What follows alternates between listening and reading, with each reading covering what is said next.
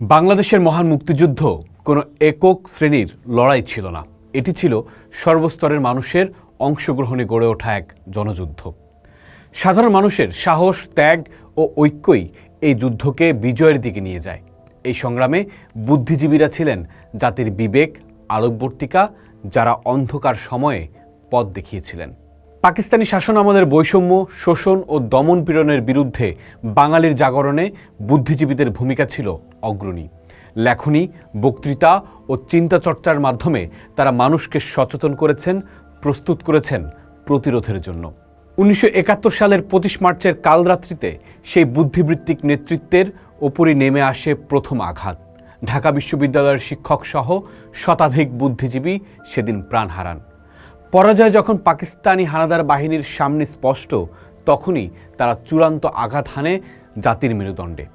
14 December Albadr বাহিনী সুপরিকল্পিতভাবে হত্যা করে দেশের শ্রেষ্ঠ সন্তানদের।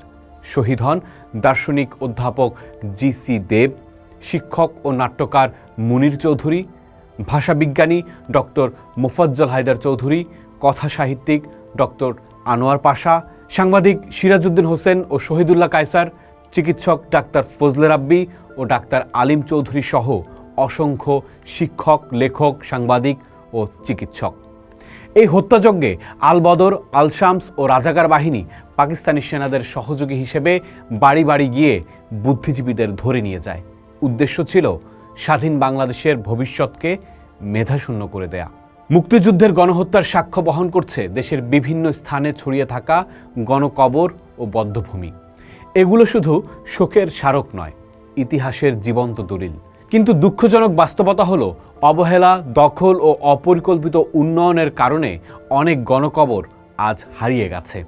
অনেক বধ্যভূমি পড়ে আছে অযত্নে। এগুলো সংরক্ষণ ও পরিচর্যার দায়িত্ব রাষ্ট্র ও সমাজের। এই দায়িত্বে অবহেলা মানে ইতিহাসের সঙ্গে বিশ্বাসঘাতকতা। জনযুদ্ধে কৃষক, শ্রমিক, ছাত্র, নারী সবার সঙ্গে বুদ্ধিজীবীদের চিন্তা ও প্রেরণা এক সূত্রে মিলেছিল। অন্ধকার সময়ে তারা আলো জ্বালিয়েছেন, ভয়কে জয় করার ভাষা দিয়েছেন মানুষকে। তাদের ত্যাগের বিনিময়ে এসেছে স্বাধীনতা, যা শুধু ভূখণ্ডের মুক্তি নয়, জাতির মর্যাদা ও ভবিষ্যতের ভিত্তি। শহীদ বুদ্ধিজীবীদের স্মরণ করা কেবল আনুষ্ঠানিকতা নয়, এটি আমাদের দায়। এই ইতিহাস সংরক্ষণ ও চর্চার মধ্য দিয়ে নতুন প্রজন্ম জানবে এই দেশের স্বাধীনতা কত বড় ত্যাগের ফল। পোস্ট দেখুন, ভাবুন, করুন। থাকুন পোস্টের সাথেই।